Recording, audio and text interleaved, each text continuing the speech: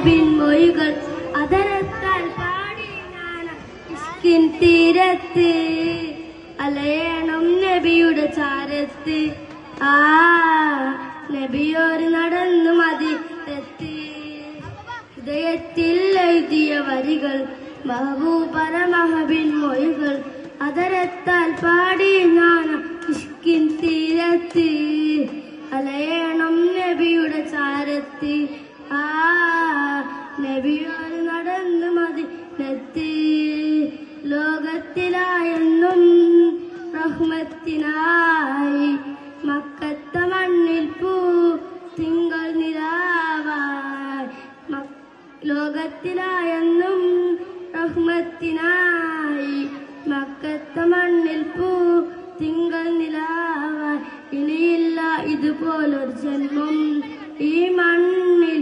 അസ്സലാമു അലൈക്കും.